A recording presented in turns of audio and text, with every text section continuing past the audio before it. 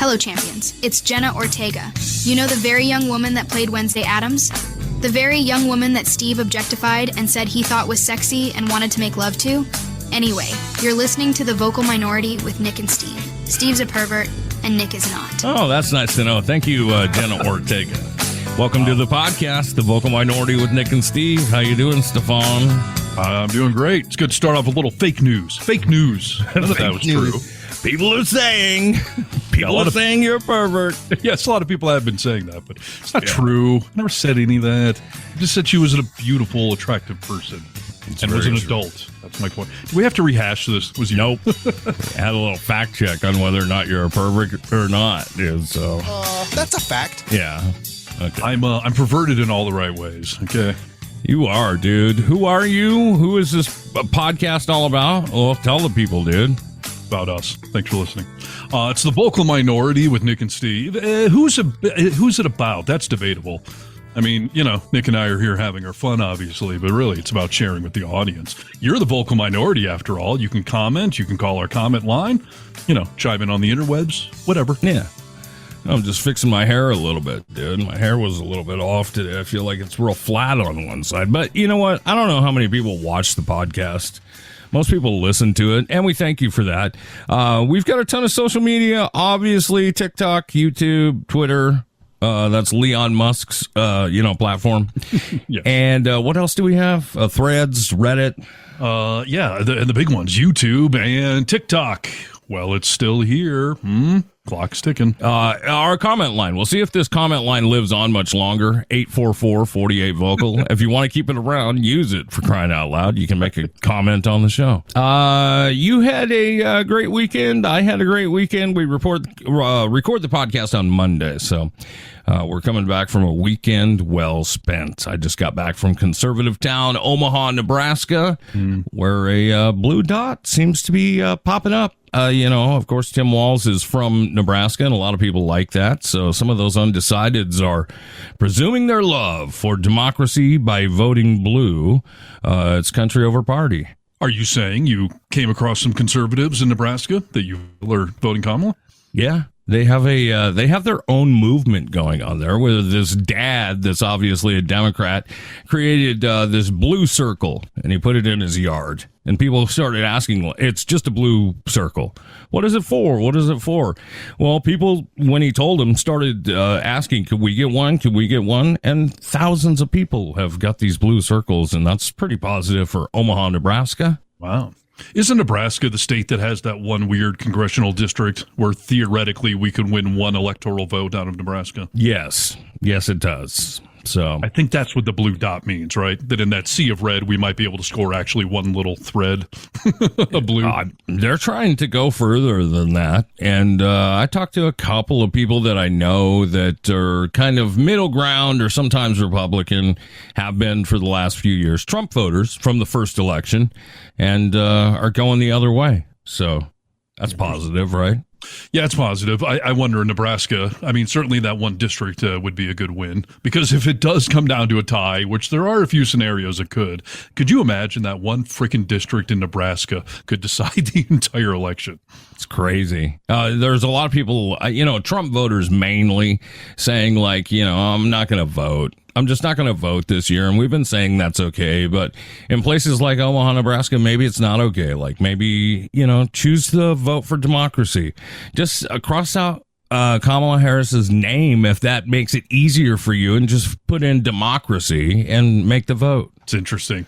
We said a few episodes back that it wasn't crazy to think that Kamala Harris could win Texas. That Texas has been leaning purple for a few years, and it could happen. I won't get into the whole thing, but a poll just came out of Texas the other day. Kamala has closed the gap. She's doing way better than Biden was, and she's within a few points of Trump now. So, crazier things can happen. I think we may see a couple of surprise states this cycle that either we assumed would tip red or maybe just out of nowhere. Who knows? Who knows? But people are saying, people are saying it's looking good. So we keep the wave going. Indeed. So, yeah, plenty of news to get to, and most of it is election-based. Basically, what we like to call this need to know news. It's news you need to know. We interrupt this broadcast to bring you this. We interrupt our program to bring you a special. Here is a news bulletin. We interrupt this program to bring all the humanity and all the faith. A date which will live in infamy. The only thing we have to fear is fear itself. Need to know news. News you need to know. Steve Harness. Oh, yes. Back again. And yeah, it's election season. And I think Trump and politics are going to be dominating for the next 49 days, I believe, when this podcast comes out, is when the final countdown is on. I wonder what all our podcast will sound like in 49 days, dude. I mean, we have been so overwhelmed with all news, politics, and yeah, it'll be interesting to see. Yeah, I think 49 days from now, we'll still be in the thick of it and celebrating. Or I don't know that this election will be called on election night, so this may drag on for a bit. But, 69 days from now, and who knows why I picked that number. Yeah. I don't know what we're talking about anymore. Yeah, you get horny very easily. Back to it. Back to the news. No, I mean, I don't know what we'll be talking about after the election's over. I see. I just assumed you were horny, dude. Right. It's a good assumption, but yeah. MSNBC, every political cycle, the ratings spike and spike and spike, and then the election's over and the ratings drop off a cliff. So we may go through a little of that, but I assure you we'll find things to talk about. Although I'll tell you, Nick, I've come to peace with the fact if Trump does win somehow, it's going to be good for our careers anyways. So there's that. Yeah, it definitely will be as long as we are allowed to continue to broadcast, Right. And I will actually, one of my stories is talking about him trying to censor comedic types. So we'll get there. But let's start off with the latest news. Somebody else tried to kill Trump. I mean, at what point do you take a hint? I don't think people like me. I don't even know if it's true, dude, by definition. Okay. No shots were fired. I mean, did he try and kill him? I don't know. I think the key phrase here is assassination attempt. And they're using the word attempt very liberally.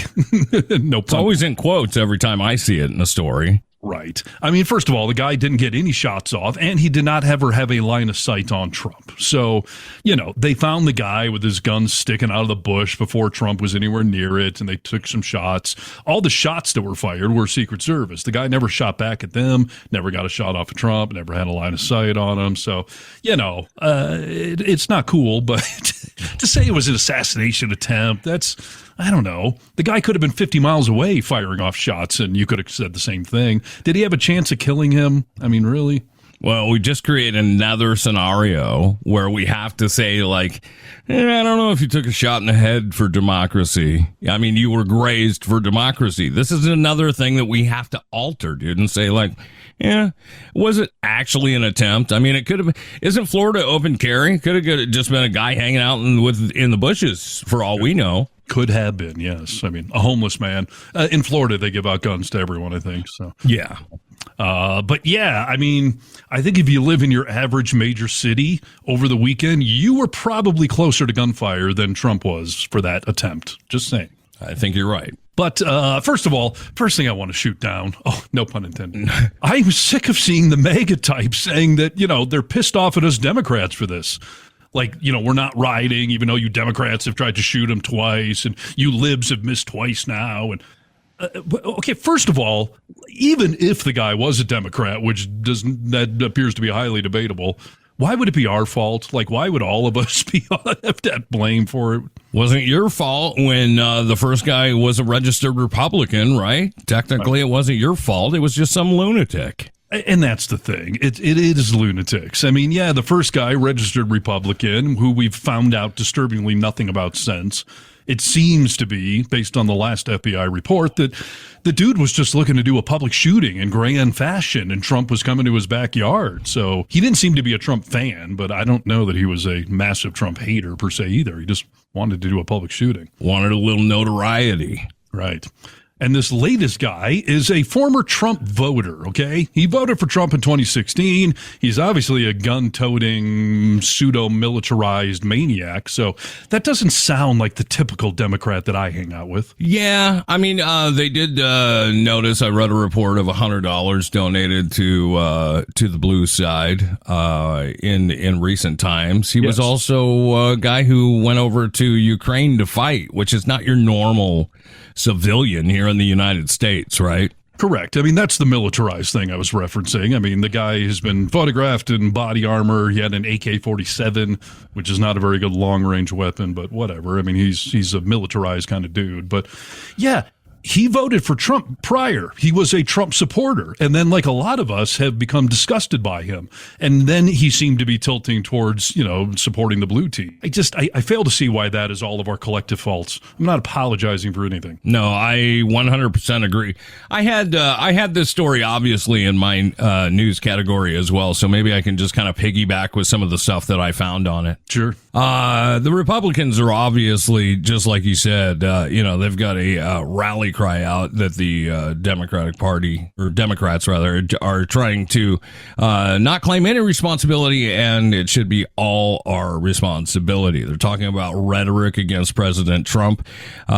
This narrative, they say, that we've called him Hitler, that if he's elected, this will be the end of democracy, is what's getting him shot at. I call bullshit, because Trump has been spewing the same rhetoric against us, if not harsher, for years now, and there's never been an attempt on Kamala Harris's body, her mind, her spirit. No one's ever tried to shoot her. No one ever tried to shoot Biden. Listen, there's a massive difference between rhetoric and fact-checking, or calling a spade a spade. I mean, Trump has been spewing hatred and vitriol and fomenting violence for years and years and years. So don't tell me that because we're calling him out for being some wannabe dictator with his own words, that somehow this is our fault. He's the one starting the fire. We're the ones yelling, hey, fire over here, fire. But he's the one that started the fire. So go F yourself. Like Billy Joel said, we didn't start the fire, dude. I mean, we didn't start it. And I will tell you that during the debate, everybody knows that Trump was talking about eating pets, eating cats, eating dogs in Springfield. Yes. That is rhetoric that has been hard on the town of Springfield, Ohio, over the last 2 weeks now. The Haitian population of Springfield had all kinds of death threats happening. They've had hospitals, military buildings, schools, all having bomb threats. Like, this city has suffered greatly from those comments. And by the way, it's funny that you just said that was 2 weeks ago. Feels like it, doesn't it? It was a week ago. This has been a long week in the political cycle since the debate, right? You're right, dude. That's crazy. I watched it on Tuesday with my brother. It hasn't even been a week yet. Right, exactly. But man, so much has happened in the political cycle since then. We'll get to the debate part in a second here, but just staying on the assassination attempt. Did you hear what our buddy Elon Musk did? Yes, I did, dude. Yes, I did. Elon Musk, and no, we're not mispronouncing his name. It's what Trump called him, so it's what we're going to call him. Yeah.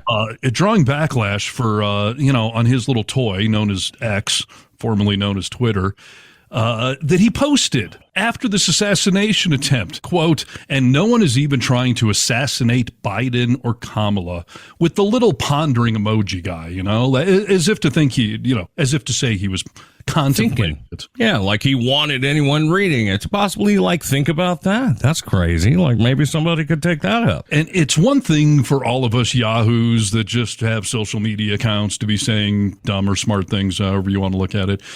He has got more followers than anyone else on Twitter. He is a major political figure, and I don't care that he deleted it as he did. And he said, I guess some people don't, get the joke. I told it to some coworkers. They all laughed at me. Gee, I wonder why. But that's how people with money just lose touch of reality. Like, of course they laughed at it. You're in control of everything they have. Yes. The boss is always the funniest guy in the office. So, yes. Yeah, he deleted it, but it still got out there to hundreds of millions of people. Probably, in all seriousness, I mean, the last misinformation he tweeted, they tracked it down to, I think it was 1.2 billion people saw that in total.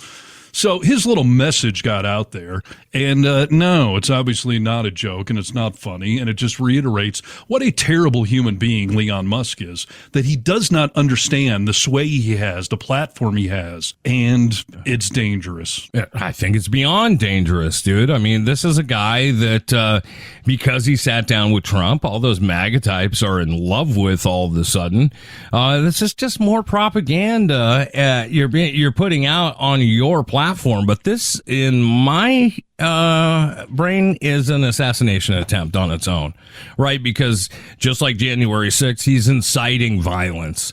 Whether it's, now he's calling it a joke. He reposted after he took it down. Turns out jokes are way less funny if people don't know the context and the delivery in plain text. Like, you just found that out, you stupid bitch? Turns out jokes aren't funny when they're not funny. There's no punchline in there. I mean, there's no waka waka. I mean, it was just a dumb, ignorant statement, not understanding how many gullible people are reading that. And yeah, I do kind of wonder what may or may not happen. Yeah, I don't know, dude. After this last thing, I told you the last time we talked about Trump and his attempted assassination, I told you that I was trying really hard not to go down conspiracy theory holes on this whole thing because I, like some other idiots, would like some proof before I talk about something. I just want you to keep this in mind. And maybe I'm Elon Musking this. It's something to think about. I want everyone to think about the fact that when Jim Jones was losing support, he arranged a fake assassination attempt as a ploy to draw people back in, to garner sympathy, get, everybody back on board. That happened.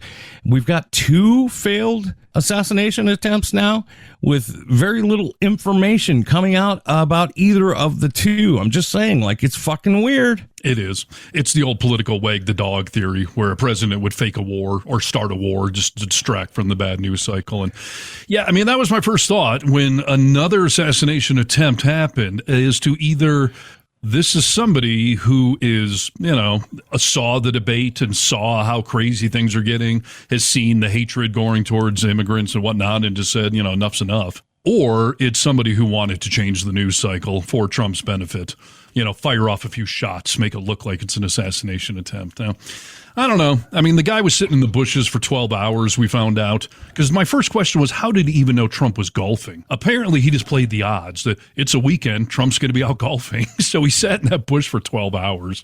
So I don't know that I don't want to subscribe to a theory that Trump would have put him up to this. But was that some crazy notion in his brain of changing the news cycle? I don't know. He seems to really actually hate Trump, and that would be understandable. Not saying it's okay what he did. I'm saying it'd be understandable if he hated him that much. I'm hoping that we get more information on this whole thing. I haven't seen anywhere where in the bushes of this assassination attempt, he had a GoPro. What was the video on there? I haven't seen any account of what was on there leading up to before he fired. Was there anything on it? I don't know. It's going to take forever because that's going to go into evidence. So it's going to take a long time before that ever gets released to the public. But it does look like he probably wanted to film the whole thing. Yeah, the good news is the guy's alive, so we are going to interview him at some point. We will find out more of what his motives are. And the other good news is no one seems to give a shit that this happened. It's taken up this much of the news cycle. No one cares. It was on MSNBC for a news cycle of about 8 hours as far as I could tell, and they were talking about it, just repeating stuff over and over. It was kind of not a big deal to a lot of people, which is sad, right? Yes and no. I mean, it's a sign of how over everyone is for this garbage and how not surprised that somebody would try to take a shot at them. And maybe for all these people who are feeling this fatigue from all this shit, these undecideds who said, like, I just don't want this anymore. Maybe this just goes to show you it's just another thing where he's throwing, chaos into our society. And you're like, yeah, I'm definitely not voting for him. Maybe it went the other way. Who knows? Listen, here's what I will say. If this guy was some sort of liberal Democrat, and if there are other liberal Democrats out there that are going to go gunning for Trump, don't. Please do not. And this is not me talking from a moral standpoint of it's wrong to kill another human. Sure it is. That's not my point. We are about to defeat this man and send him off to prison. Do not make a martyr out of him, because that's what'll happen if he gets shot and killed right now. We want to humiliate this man, not murder him. let him lose this election to a minority woman, let him be sentenced shortly after that to a couple of years in prison by Judge Juan Merchan, and then let him await all of these other trials. Let us humiliate and destroy this man the correct way. So, to the liberal cabal, knock it off. I know it wasn't you, but knock it off, okay? We're denouncing you right now on this program. Right. I'll still take my monthly check from George Soros, but otherwise, I'm denouncing the liberal cabal. Couldn't survive without it, dude, for crying out loud. Anytime someone says that in our comment section, you guys are just being paid off by Bill Gates and George Soros, I'm like, do you have their contact information? Because I would really like to be paid off by I'm behind a few checks, dude. Is there any way to get a hold of them? Exactly. Sign me up. Can I wind the story down with this other thing? Yes. Wind it. Wind it. I will wind it like a watch. We're talking about all the rhetoric that's being spewed from Elon, from Trump, from Laura Loomer. Is that her name? Laura Loomer? Yes. What a fucking crazy bitch that is, right? I love that somebody can be so racist that even Marjorie Taylor Greene is like, hey, you're going a little far with this racism. In fact, she called it disgusting, dude. I mean, it was huge. I was like, Marjorie Taylor Greene said that? It sort of sounds, though, like the two cheerleaders fighting over the quarterback. Like, she's a bitch. Don't like her. Like, they both want him. It's pretty obvious. Yes, completely. So with all that rhetoric being fired around the community, it's just funny to see you guys are trying to be holier than thou. Laura Loomer supposedly is responsible for passing on the whole eating dogs and cats in Springfield. But then J.D. Vance also talked about his constituents telling him personal, firsthand stories, which, no one buys J.D. Vance. Show us one of those constituents. Let them come on camera, because they don't exist.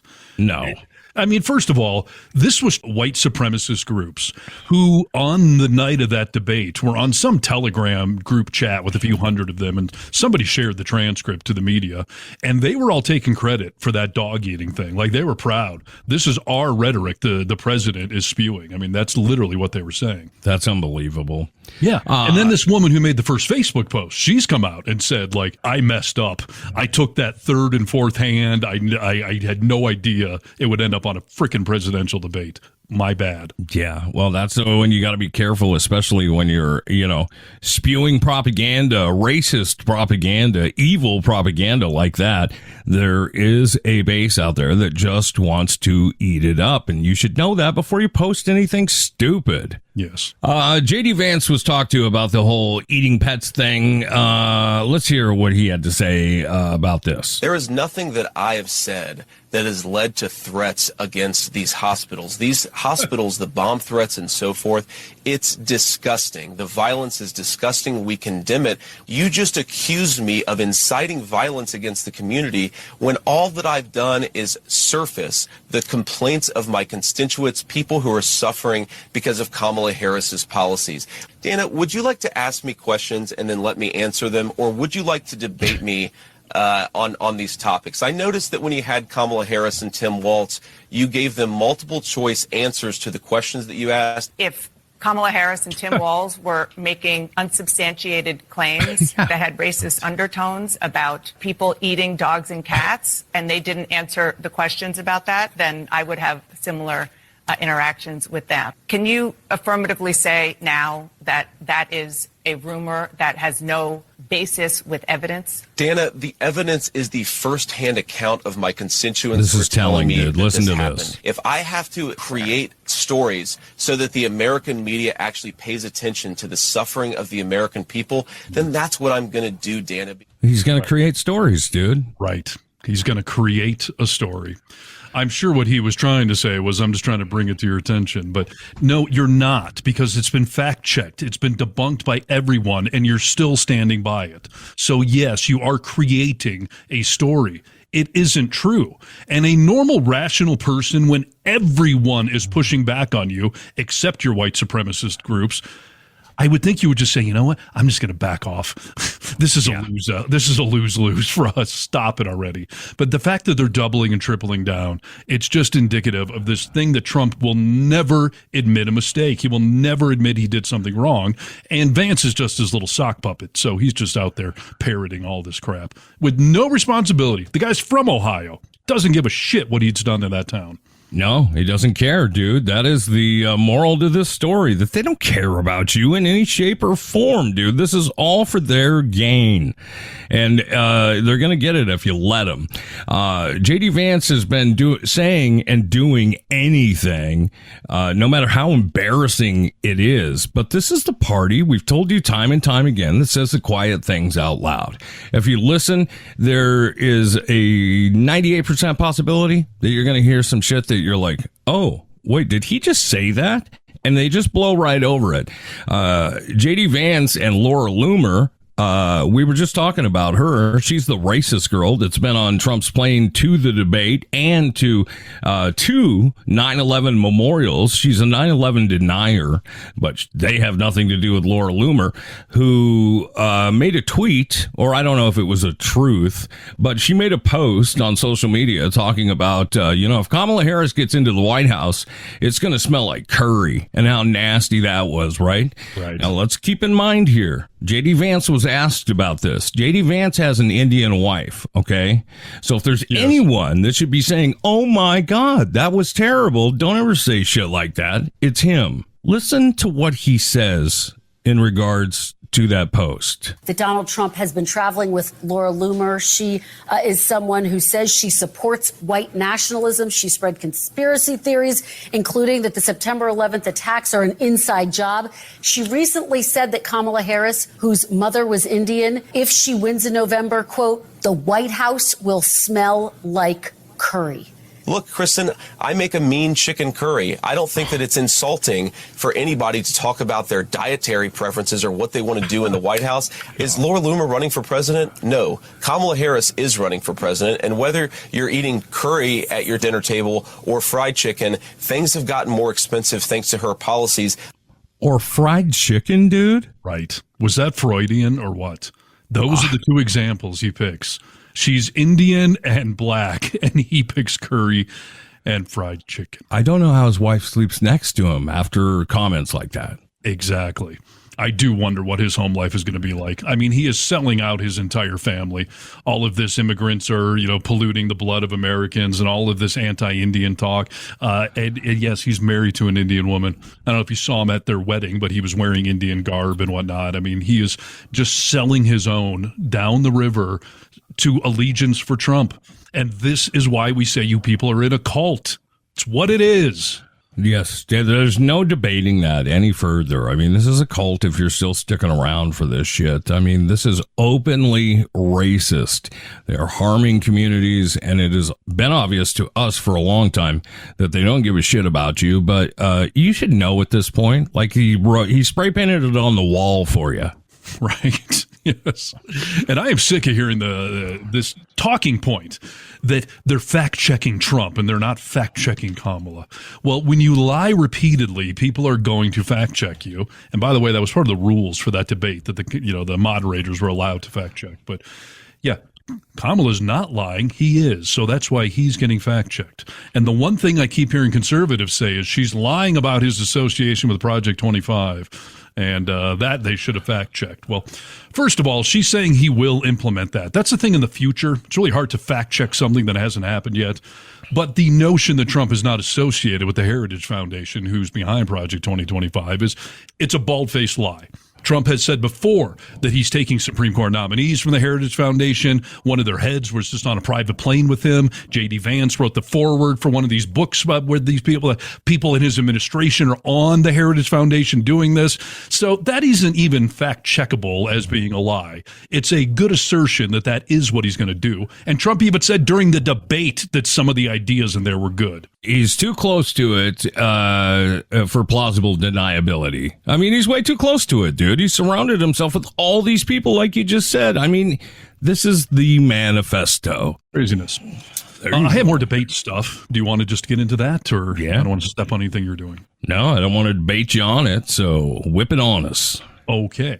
So a little bit of a victory dance here for the vocal minority. That video that went batshit crazy on TikTok. We had the two predictions. One was that he'd be sentenced to 2 to 4 years in prison, And as we addressed on a previous show, he will be. It's why the judge delayed that announcement. He knows it's going to affect the election and doesn't want to do that. So I'm standing by that part of it. But the other part that we said was that Trump would become unglued during this debate, would say something so stupid that he will be widely mocked by the entire freaking planet. He will be a laughing stock. And that is exactly what has happened. This whole eating the dogs, eating the cats, eating the pets thing, I can't get away from it. Whether it's on TikTok, Facebook, YouTube, Stephen Colbert, the local radio, everybody is making fun of him for that. Literally, the prediction came true. Yes, dude, it came true, and you're right. Everybody, including my 78-year-old mother, who called me last night, she's like, I was watching Seth Meyers, a closer look, and it was, you got to watch it. Go find it. He's talking about the debate, and all he was talking about dogs and cats. It was so funny. I'm like, yeah, everybody knows about it. Absolutely. Even the Fox News panel after the debate, they were all making fun of it. One of the female hosts said that he went down a few dog and cat holes, instead of a rabbit hole.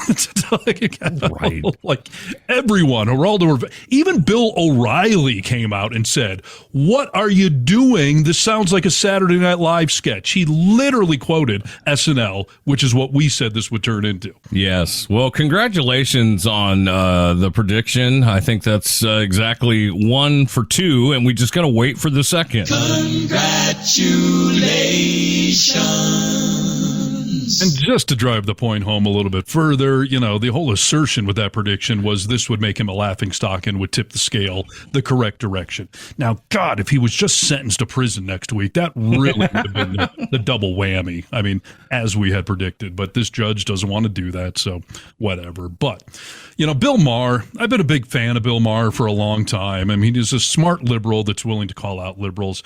He's gone a little off the deep end since COVID. Like, I've lost a couple of notches of respect for the guy. But he's basically parroting exactly what we just said. Bill Maher went on his show after the debate. He couldn't do it before the debate, but he went on the show after the debate. Right. And he said, I'm going to make this a very momentous night with a prediction. He said every time he's done crazy shit and gotten himself in trouble, Bill Maher said, no, it's not over. And every time he was correct. But he said, I feel like this, the eating the dogs, that we're at this point. I just think he's going to lose. Yeah, he basically said put a fork in him. I mean, this is the tipping point. He is done. Yeah. And Bill's right in a lot of ways. Like all of these other things, no one really thought it was going to be the end of him. But yeah, he has never been made fun of on this level, and it has to be driving his ego absolutely crazy. So funny, dude, that you made the prediction that she would get his goat, and she did in such a classy way. That was something even my mother, who is, if you wanted a definition of a classy person, I would tell you, like, oh, my mom, she's really classy. She said, Kamala Harris just kept it so good, the way that she got his goat and the things she said. It was still very presidential, but just a little nudge here, little nudge there. And it was eating him up. I mean, the dumbest faces that he was making, smirking like he was the whole time. She really did a good job. And everyone said, I don't know, the first 10 minutes, maybe she was a little bit shaky, just had to get her thing going. But boy, did she get it going. Oh, absolutely. I thought her first answer, she was the first one to speak. You could tell she was a little nervous. And why wouldn't you be? This is the biggest stage, the biggest platform for anyone. She knew how much, was riding on it. Yeah. But yeah, she quickly fell into the groove. I haven't heard anybody with any level of credibility trying to somehow say that she, fell on her face or couldn't speak without the teleprompter, like all the Republicans kept saying ahead of time. Like, she clearly nailed it, was clearly articulate, on point, did her best to get, agenda issues out there while still pushing back on Trump and baiting him masterfully.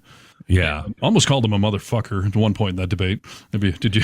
She's already said that's her favorite swear word, so yeah, she almost said it. Former president.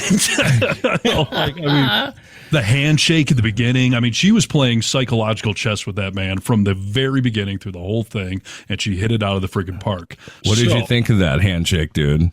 It was great. It was clear that Trump was not going to shake her hand because everyone wondered. Obviously, in every presidential debate, they shake hands first. But everyone knows Trump's a whiny little bitch who couldn't do the, handing over the power and the peaceful transfer of power. So, yeah, there was a big debate as to whether they would shake hands.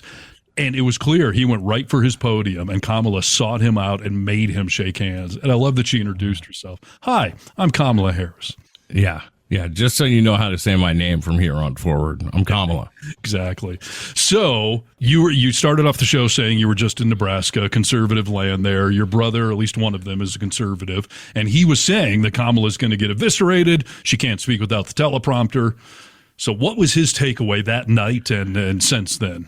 I'll tell you the two things that were said that we couldn't find any sort of there was one thing we couldn't find any common ground on, and he said, why is our choice between two jackasses? Why is our choice between two people that shouldn't be our president? Can't we just have good people in here that we can vote for? So he kind of denounced Trump and Kamala, which, I don't agree with that. I think Kamala's a great candidate, and I think she's going to make a great president. So. I mean, what is that based on? Her resume, district attorney, attorney general, senator, vice president, and you're going to compare that to Trump's resume or almost anyone else? I mean, she's extremely qualified. She slept her way to get there is what I heard. And I was like, even if you believe that, it's not true, but even if you believe that, Trump did the same thing, right? I mean, he kind of slept his way all over the place. So you remember when Kamala Harris cheated on her husband with a porn star, right? Oh, no, I didn't hear that. Dude. Oh, I may be confusing candidates. No, it's preposterous. Did he think Trump did a good job? I mean, was he proud of what he did that night? No, he was not. And this is the thing that we could agree on. He said she actually did a better job than I, thought she might. That was as much as he was willing to give. So, yeah. So he didn't try to claim that she fell on her face without the teleprompter. No, not at all. No. Okay. Well, for a conservative to say, like, all right, she did a pretty good job, that's actually a gigantic admission right there. Yeah, completely. I mean, I think that overall, he does not like her for whatever reason. I mean, he's a Fox News watcher, for sure. So he sees a version of her that is not real, and I suppose hasn't taken the time to look at other sources to try and get an actual idea of who Kamala Harris is and her achievements, what she's done. Right. And has she done everything right? Is she perfect? No, she told you that herself, dude. Like, she's not perfect. I don't know that any of us are, but she's done a lot of really, really good things. And what was your brother's response to the whole eating pets thing? I know you guys missed it at first because I was texting Nick about eating pets, and you were like, what are you talking about? So dude, you guys finally saw it. What was his response? Let me back up and tell you that when we didn't see it, because this is how this conservative crowd, or some of them, works. So we were watching on YouTube TV, and I don't have that. My brother went to the bathroom, and I paused it, and I went to hit play, and instead of playing from where I paused it, it skipped forward to where the debate was right now. Okay. So we didn't see that whole thing. And then you were like, what do you think about the pets thing? I was like, what pets thing? And you told me. And then we went back to the actual recording of it on the DVR. He was like, I want to see if that's actually on there. We saw there were two different things. And I was like, dude, I explained what happened. And I was like, there's no way that Steve watching the debate, that was on his and it wasn't on ours. He was like, it's just a little odd, don't you think? I was like, no, I know exactly what happened. I was like, you're too smart for this, dude. Stop. And as soon as we played it on the DVR, he was like, okay, I guess you were right. I was just like, God, dude, don't be an idiot about that. But of course he thought it was stupid. He was like, what is he talking about? That doesn't happen. He thought it was stupid, just like the rest of us. And just on this topic of you, your family, I know you guys are Catholics, and I know you hate it when I rail on Catholicism. I don't know if you hate it, but you tolerate it very nicely. And I'm also not trying to paint you as like you're at church every Sunday morning or something, right? Sure. And believe me, I know there's problems with the Catholic Church and religion as a whole. I'm not blind to that. Right. On this topic, though, of people being like your brother said, like they're both jackasses, they're both terrible people. Hey, Pope, go Pope yourself. Okay? Shut the F up. Stay out of our politics if you're not going to give a complete thought. Did you hear what the frickin' Pope said this week? No, I did not. Oh, good God.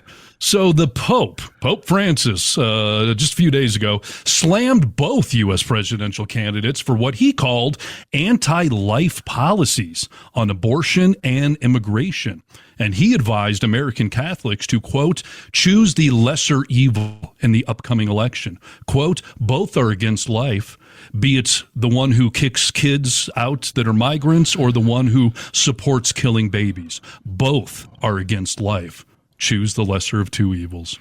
Oh, it's exhausting, dude. You know, I've always been pro-choice, and being a Catholic, that's not always, real popular. Sure. But my point has always been to people like, hey, listen, this is something that I feel like each individual person should be able to choose for themselves.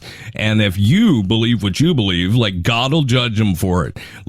Throw the chips up, let them fall where they may. And just because I'm pro-choice doesn't mean I can say I would never do it, but I don't have a problem with other people doing it if that's their choice. Right? Well, yeah. I mean, of course, that's a logical approach to take to it, and one I would think the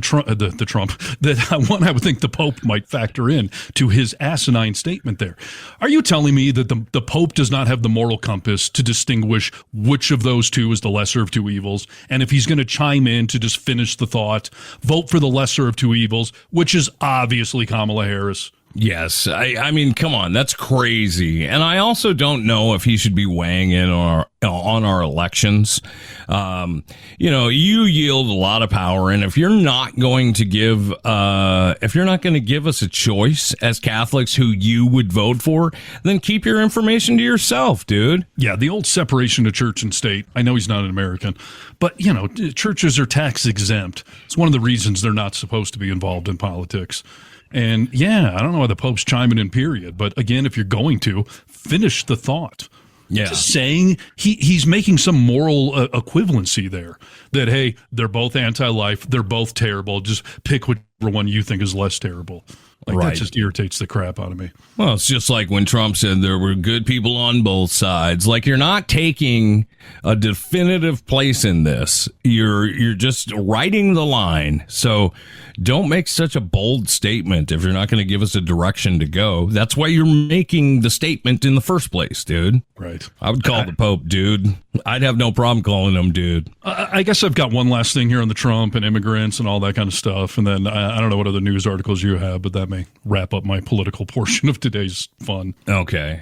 Go ahead. I've got one to end your thing with, and then we can be done with him. Perfect. Talking about migration and whatnot, and this recent assassination attempt where they're saying that, the liberals' rhetoric is what's leading towards violence against Trump. If you call the man Hitler, people will obviously hate him and want to take him down, right? We keep hearing that. Yes. Everyone wants us to explain, I guess, like why we call him Hitler. And on one level, like Piers Morgan is one of the biggest tools out there right now, saying like it's not fair to call him Hitler because he's not literally Hitler. He hasn't killed 6 million people. Like, all right, first of all, nobody's saying he is literally Hitler. He is not short. He doesn't have a little mustache. His name's not Hitler. Like, let's not be too anal about this. The point is Hitler has become a euphemism, a term for wannabe dictators who are trying to corrupt a country, dismantle government, and yes, round people up. But also, this rounding people up thing, you understand that was Hitler's endgame. It's not like what he ran on initially. Completely. First of all, to say that Trump doesn't have blood on his hands is just wrong, even if you don't look forward, just in the past. I mean, we've already talked about him inspiring and fomenting violence. There are multiple criminal cases where people have pointed their finger at Trump, saying that he's the one that I got the inspiration from to go, blow up this or burn down that. So certainly has blood on his hands that way. Denying women access to abortions, I would argue, is blood on your hands.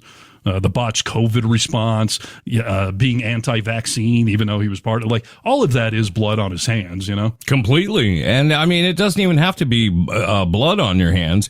If you think about rape as violent, I mean, yeah, he's done that too. I feel like Trump is an infomercial, and we can just keep saying, but wait, there's more. Exactly, because now we are entering the end game. And just like Hitler rounded up millions of Jews and put them in camps, and then that led to their execution. Trump and his team are literally talking about starting camps here in America and rounding up millions of immigrants. Dude, it hurts my brain to think about that, because when we were in the pandemic and The Handmaid's Tale was being broadcast, Rachel, who I felt at the time was being dramatic, she was like, this is coming if we don't stop this person. And I was like, no, it's not. Just relax, dude. And I'm a fool. I should have believed her. You're right. Yeah. I mean, some of this stuff is coming to fruition. And so if the final reason that we should not be calling Trump Hitler is because Trump isn't rounding up millions of people, well, when he gets into office, he has literally said that as his plan. It was a chant at the Republican convention about rounding up the immigrants. Yep. And key allies and advisors aren't mincing their words. I'm reading from a news story now. In order to carry out Trump's mass deportation agenda, the United States will need enormous prison camps for immigrant families, part of an effort to deport millions of people at a record pace. One of his people, Chris Kobach, is calling them process towns, but they would obviously be prison camps. The mass deportation operation will be a bloody story, Trump just recently said. And as usual, he's staying a little vague on the details of this. But if you start rounding up millions of people in America, if you're kicking down doors and putting people in vans and hauling them off to camps, of course there's going to be murder and blood and, bad things going on to these mass groups of people. But he is literally talking about rounding up millions of people and putting them in a camp. So bite me with he's not Hitler. How dare you make that comparison? We thought it was egregious when we saw him separating children from their families at the border. Yes. This is going to be tenfold worse than that. Kids will be separated now, but everyone will be imprisoned. And like he's already said, it's a dog whistle, whatever you want to call it. He said it's going to be bloody. It is. He said he's going to do it fast. And I want people to step back and think about somebody in your life for a moment. If you can't personalize this, please try and take the time to do that, because I think you're just thinking like, oh, he's going to round up criminals and get them out of our country. That's not what these people are. These people work next to you. They work next to me. They're friends of mine. They're friends of yours. And I don't think you know who's going to be put into those camps and taken away from everything that they've ever known and be shipped off to their home country where they've never even lived. And will probably get murdered there. So if they don't get killed during the rounding up process, a lot of them are going to get killed being sent back home. And by the way, we already have people rounding up those of them breaking the law. They're called cops. I mean, no one's immune from laws. So if you're a bad person, whether you're a legal immigrant, an illegal immigrant, a U.S. citizen, it doesn't matter. We already have laws in the books to come and get you. Yes, completely. And that's being done. Each and every state has that happening as we speak.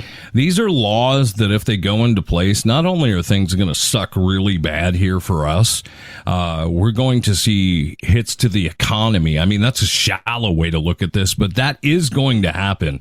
But just on a humanitarian level, it's going to be crazy.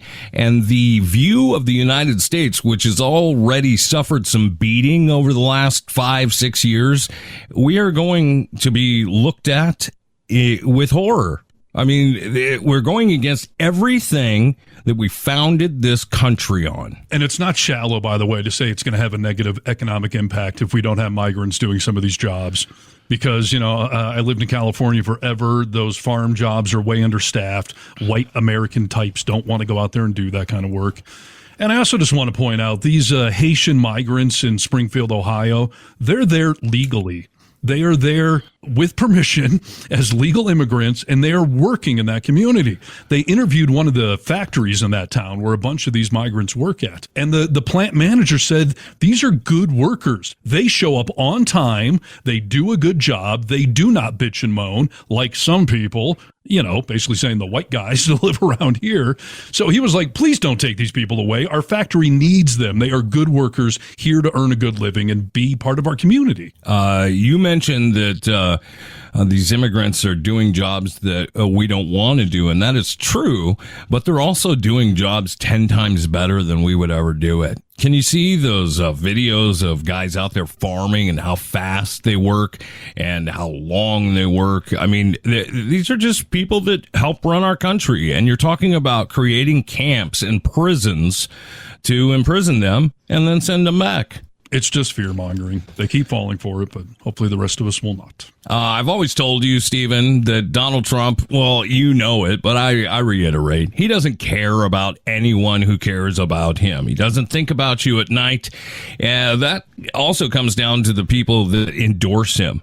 If they've got any sort of audience and they want to endorse him, that's fine. I'll love him, but he doesn't really care about him.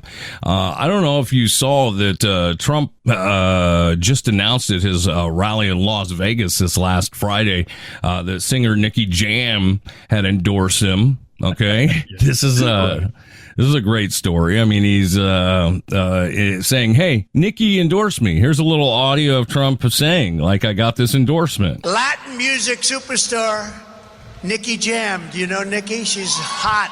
Where's Nicky? Where's Nicky? Where's Nicky?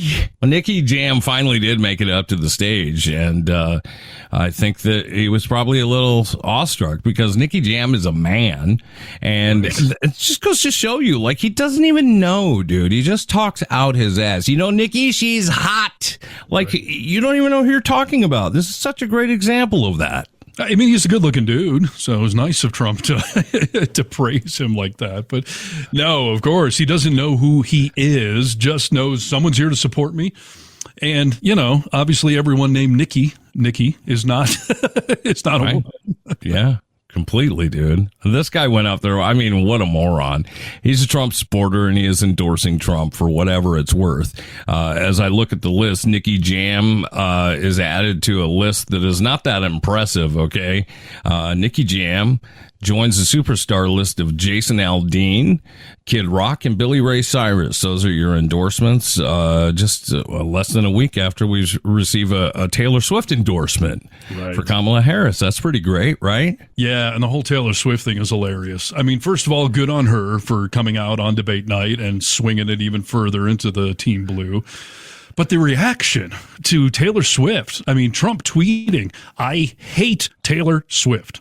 This is supposed to be a mature man with enough wherewithal to run our country, sounding like some 14-year-old kid who's just pissed off at his sister that loves Taylor Swift. I hate Taylor Swift.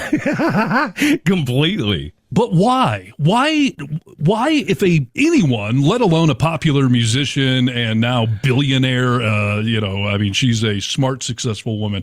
Why does her coming out and saying, I'm voting for the other side, why do you have to now hate her?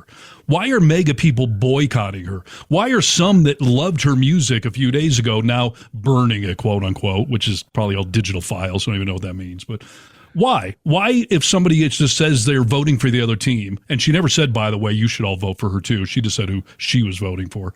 Yeah. Why? Why do you have to now hate her all of a sudden? Because that's who he is, dude. That's who he's created, and this clay that he has molded, this MAGA following. You hate people or you love them. And even if you start out loving them, if they do something you don't like, well, it's okay to be like, I hate that person now. Yeah, I hate that person. Rachel, my wife, told me, did you see that Trump tweeted, I hate Taylor Swift? I was like, you better fact check that. That's got to be fake, dude. Right? Oh, but it's real. Yeah. And the other funny talking point I'm seeing for the conservatives hating on Taylor Swift right now, I've seen this going around because they all use the same talking point. They're saying that 90% of her songs are about her picking the wrong person. So you should all be mindful. Don't take it from somebody who picks bad men.